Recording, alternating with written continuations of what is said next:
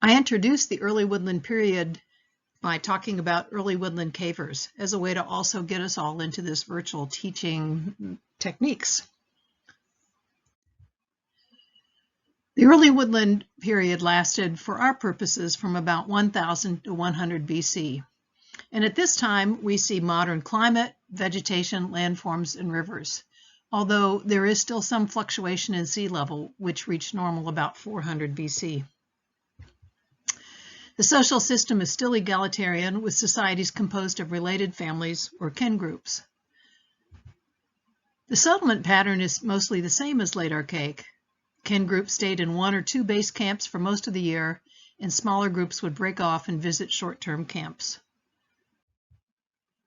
We can talk about some generalities about the material culture. The flake stone points are smaller in size than they were during the late Archaic. People stopped using stone containers, and they began making ground stone smoking pipes. And we see the spread of the use of pottery, a real hallmark of early woodland, a traditional hallmark.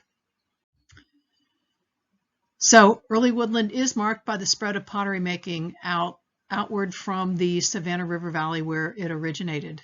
And given how much cultural information can be coded into pottery vessels, we see a lot of regional variation, which reflects cultural variation. Our textbook divides the Southeast into 4 pottery traditions: the Gulf tradition, Northern tradition, Middle Eastern tradition, and South Appalachian tradition. And today we'll look at a few examples from the Gulf tradition.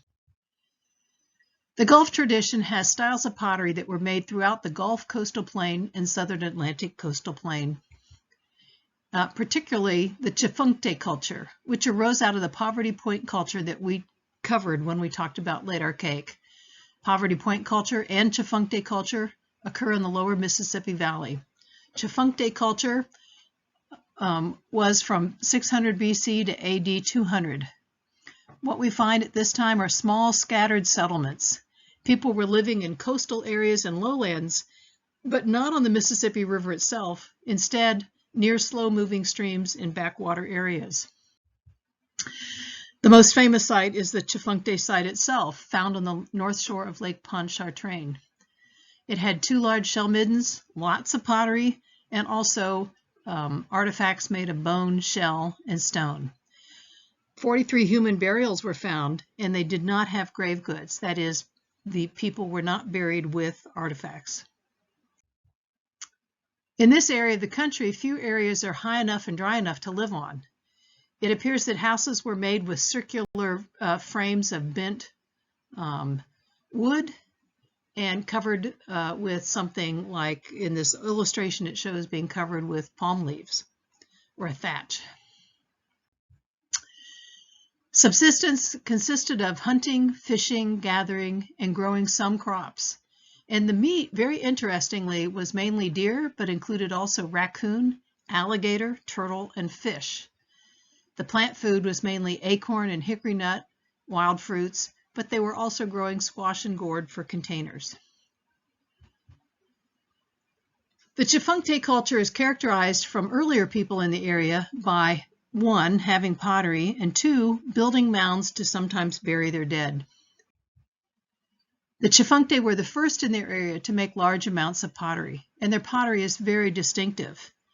The vessels are very poorly fired, either made with no temper at all or grog temper. And evidently the potters were not that good at mixing and working their clay before they made the vessels, and therefore internal cracks developed and their vessels tended to fall apart. No whole vessels have been recovered. Chifuncte pottery is made in a variety of shapes, but it's characterized by having these footed vases like this here. And these are called podal, and you have feet like this on the bottom. The vessels were often decorated, including incising, such as you see here, but also pinching, rocker stamping, punctating, and sometimes even painted with red paint or cord marked. Interestingly, Chifuncte people continued to make the clay cooking balls that we saw the Poverty Point people making. Blades from the Chifuncte site tended to be long and well made. The mortuary practices were quite distinctive. Most people were buried in shallow pits in their settlements, either as an extended primary burial like we do, where the body is laid out, or a secondary burial, or I should say reburial, where after the person has decomposed, you gather up the bones and bury that bundle of bones. But we also do find conical burial mounds built over some burials, and no grave goods. Okay, moving on from the Chifuncte culture, looking at the South Carolina coastal plain, the early woodland cultures, as we define them by their pottery, are called Refuge and Deptford. Refuge, from 1100 BC to 400 BC, also the name of a pottery type, has pottery that has a very simple stamped or plain surface treatments, hemispherical bowls, conoidal jars, and decorations using punctations or incising or dentate stamping. The temper is sand or grit, or a combination of the two. Refuge is found along the South Carolina and Georgia coastal plain, and a variant is found along Alabama, Georgia, Florida, Gulf coastal plain. Refuge peoples were living in base camps on rivers and bays, and also occupying small camps. Interestingly, they stopped using the shell rings that were so prevalent along the coast. And they were using less fish and shellfish than they had been eating in this area in the Archaic, and instead eating more reptiles, such as alligators and turtles, and more mammals, such as deer and small mammals. Characteristically, they also reused pottery sherds as abraders for tanning hides or processing plants.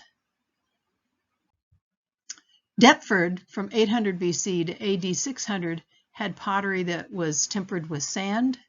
That is, sand was mixed with the clay paste. The surface finish was either plain, simple stamped, or as you see in this photograph, check stamped. And we find similar shapes, hemispherical bowls, globular and conoidal jars, and the decorations were incising and punctating. Deptford has a similar geographic distribution as Refuge. We find spring, summer, fall base camps that are placed inland for hunting and gathering, especially gathering nuts, and in the winter moving along the coast for gathering shellfish. It appears that low sand burial mounds were used by a kin group.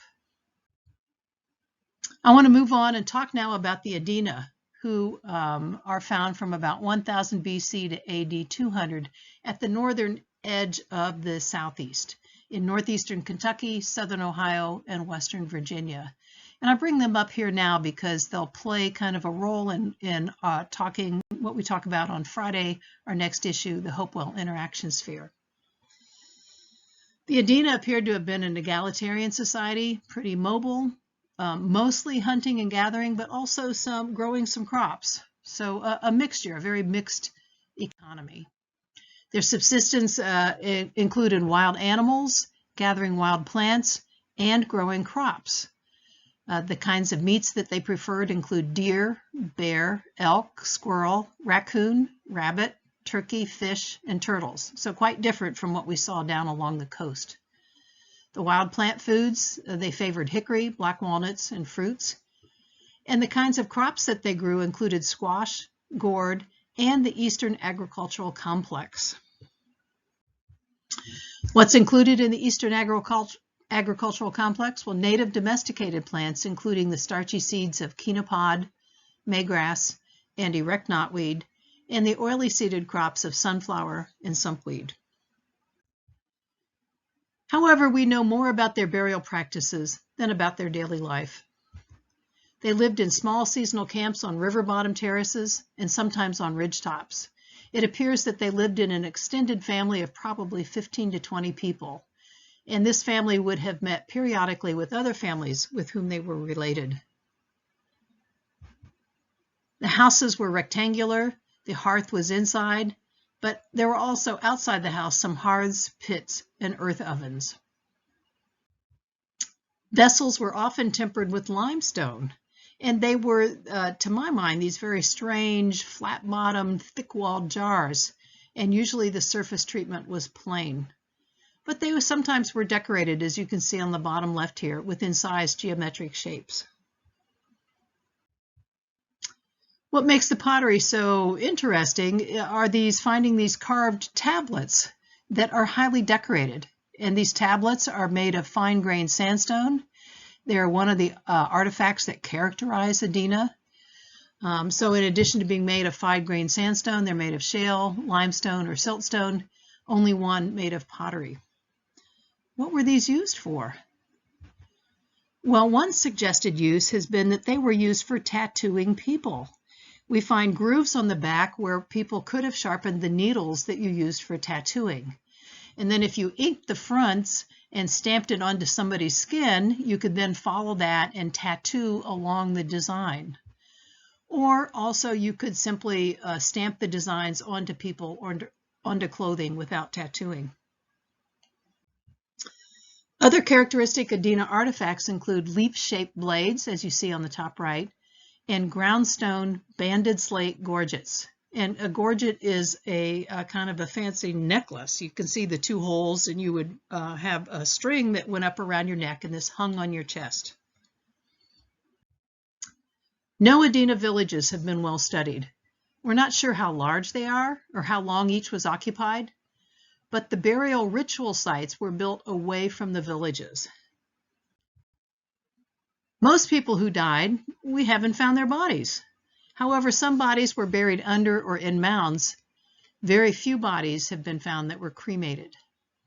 We can see that when they were children, they were wrapped into cradle boards because the backs of their heads were flattened as they were growing up as infants, and their skull was soft. As adults, they were several inches shorter than us today, but they were very muscular. As expected, infant mortality was high. If you got to age 45, you were old, and very few lived beyond the age of 65. Study of the teeth indicate that children experience periods of malnutrition and infection, so it was not an easy life. One rare human effigy Adena clay pipe has been found. It's 8 inches tall, and it was recovered from an Adena mound. It was placed by the left hand of the body that the mound was built over. Now, most of the pipes accompanying bodies and mounds were made of pipestone, and they show animals, birds, or reptiles, and they were broken before burial. This rare human effigy pipe is additionally interesting because it seems to show us a dwarf. The Adena made and used 3 types of mortuary ritual sites, commonly placed on prominent ridgetops or bluffs. One type of mortuary ritual site was the paired post circular structure. And on the right here is an artist's reconstruction that has since been superseded. This illustration shows a roof, and now the thought is that these were unroofed. But interestingly, the walls were built to slope outward so the top was outward more than the base was. They also built these very distinctive conical burial mounds.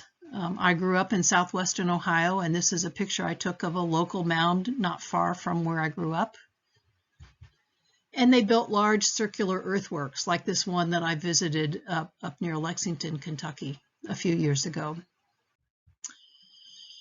Here's a historic picture of a typical Adena conical mound, the Grave Creek Mound in Kentucky.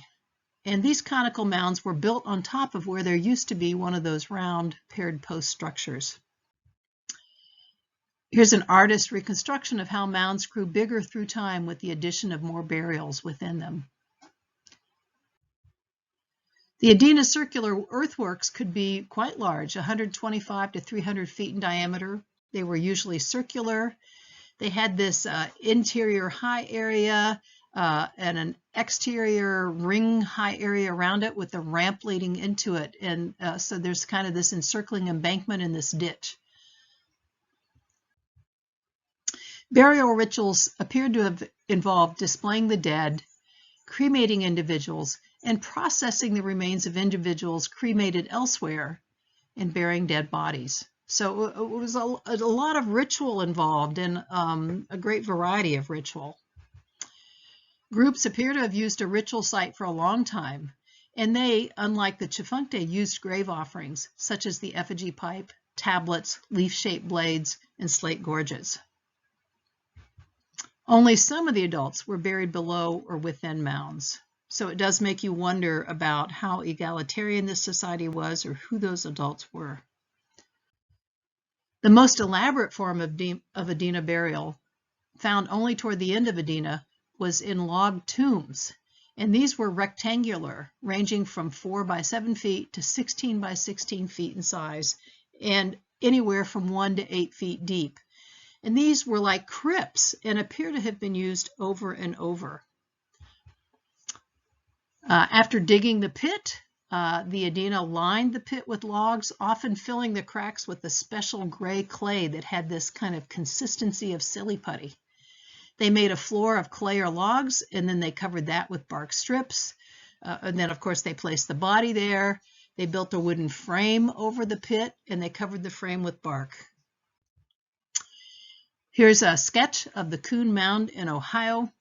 And you can see that over here that the tomb is indeed buried underground, but it's all nicely boxed in.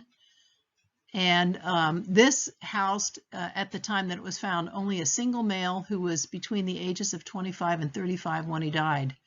The grave was 15 feet long, 5 feet deep. The pit had been lined with gray clay. And on top of the wooden platform, they